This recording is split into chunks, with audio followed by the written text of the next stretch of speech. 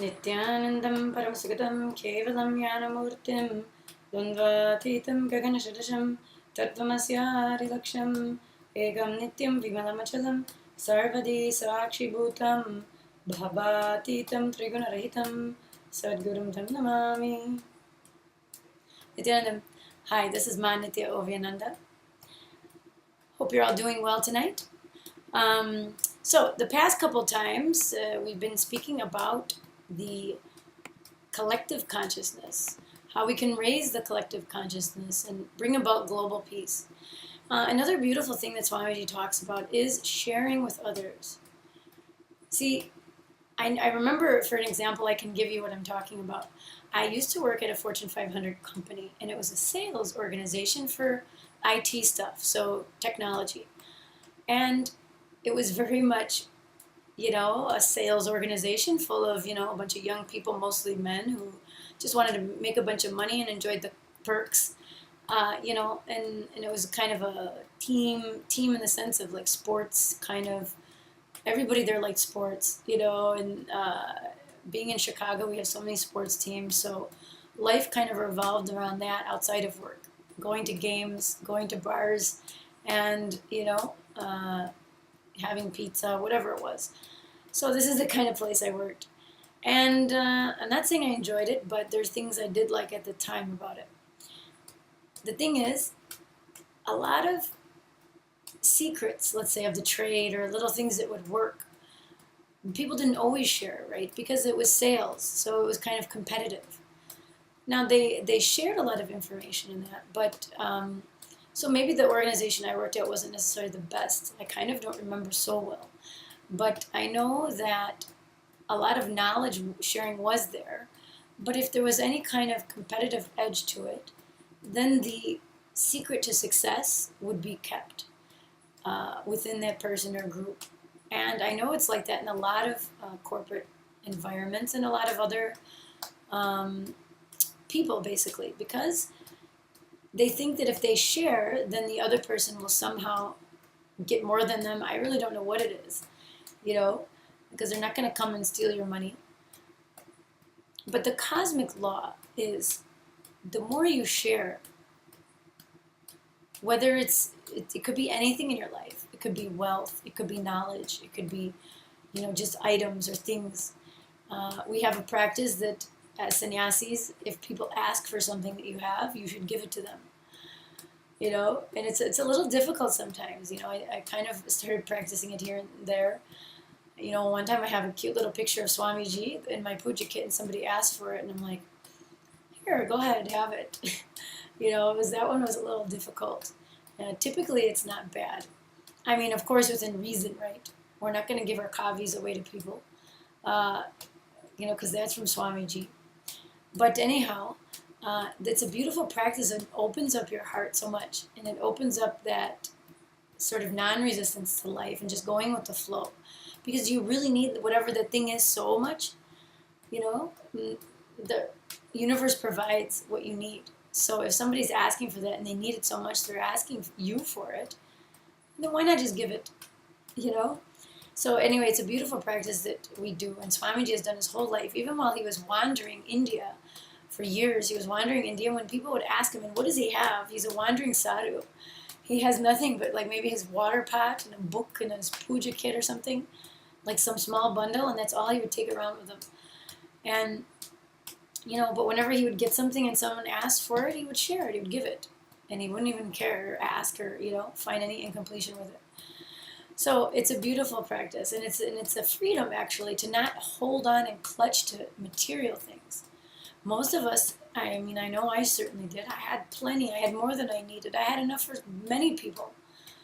In fact, I could have filled 2 houses with the junk I had, But we hold on to so many things, but the letting go of those things and sharing with people, even donating them to people, whatever it is, if you start to cultivate that, you make so much room for more things to happen in you. But anyway, Swamiji says, anything in your life, whether it's wealth, enlightenment, unless you share it, you will not have it. That's one of the keys to success. He tells, how we're not an island. We need to realize that.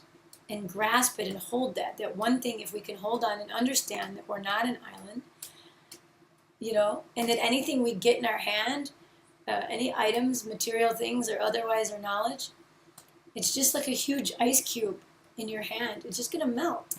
And it's going to just, that's it. You can't hold on to anything because you don't own anything. Nothing is owned, and nothing is really there to own. What is there to own? The only thing you can sort of own is taking responsibility for your life and the things that go on around you and for your inner space. I mean, that's what you have control over. So if we go on radiating enlightenment and making the others around us also share that experience or that understanding, and then connecting them with Swamiji, that is the knowledge that we can give them and help them. Because that's what would be useful to people in their life. They can then also get their own truths and their own clicks and their own experiences of their higher self. So that's why people become poor, actually. Because they're afraid to share either their power or their time or what they have. And poor is not necessarily just meaning money-wise or material things-wise. It could be just their life itself. I know some people who would rather, drop dead than to share how to do something, let's say. They have a knowledge of how to do something, and they rather just not even share that with other people, even if they're asking, because they have that expertise. And they just don't even want to bother. They think, why should I, or this or that. They don't understand how enriching it is for themselves if they were to do that. Because the more we give of ourselves and help others without any expectations, that's another key. Help others without expectations, without even a thank you. Don't even expect a thank you. Just help them. Just purely out of the mode of just wanting to share and knowing that you don't own anything. Even that knowledge you don't own. So it's a very beautiful process. If somebody is afraid to share, they fear to share that thing. They fear to share their life. How do you think that'll be? So when you don't share with people, you're actually destroying yourself. When you go on sharing and sharing and sharing, Swamiji says, it will cultivate an enlightenment. It has a beautiful selfless process.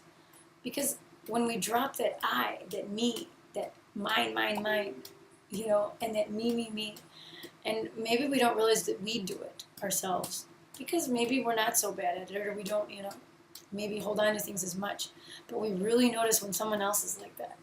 Surely you've been having a conversation, or you've went out to dinner, or had a friend or colleague that all they did was talk about themselves the entire time. And if you try to say something or share a story or something, oh, well, I did this and I did that, and my this and my that, and I have this car and this, whatever it is. And is it really exciting to talk to somebody like that?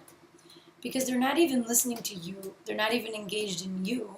They're just talking about themselves. So to engage with others and to share ourselves with others, and also share that listening space with them. So if somebody wants to tell you something also and talk, have that listening space and understand when you can just slow down your mind and only just focus on listening to the other person. Not, again, what you're going to get from that person or why should you listen to them. It's also a gift for another person and sharing with them and allowing them to speak and speak their mind or what they're feeling without judgment. So there's very many different techniques you can do to be wealthy and to be powerful and strong.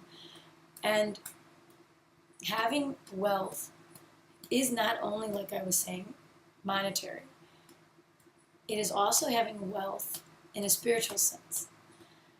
And I guarantee if you try this practice of even a few weeks, if somebody asks you for something, even if somebody wants, let's say you have some cookies at work, and maybe you only have one or something, or two, and you just bought these beautiful, giant, fresh cookies. And somebody asks you, and you're like, man, I don't want to share that. It's my cookie. I love cookies. Maybe just see how it is and how it feels. Either break it in half or give them one.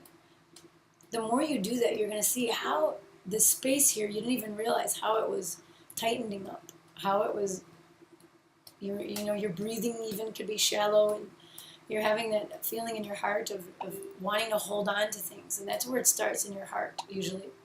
So you'll start to feel that opening up. And a lot of people with heart problems or high blood pressure, you notice that a lot of stress likely comes to them because of that holding on, that holding on and not sharing and not opening up to others.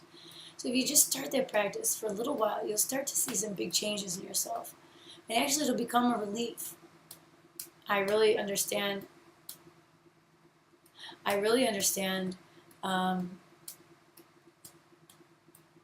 that myself, because I had some of that in me also. And I understand what it's like to start to let go of those things, and how you feel that space starting to open up, and it's a relief because you're like, oh, man, I don't have to hold on to that stuff anymore. It's such a, like, you can breathe easy and just not even worry, because it's just another worry. So our life can be stressful enough with other things. So let's have one less thing to worry about. Let's drop the I and the mind and holding on so much to things. And let's just focus on how we can open up to other people, how we can share with other people. So I hope you enjoyed today's session. Thanks for watching. Share that stuff. Addendum.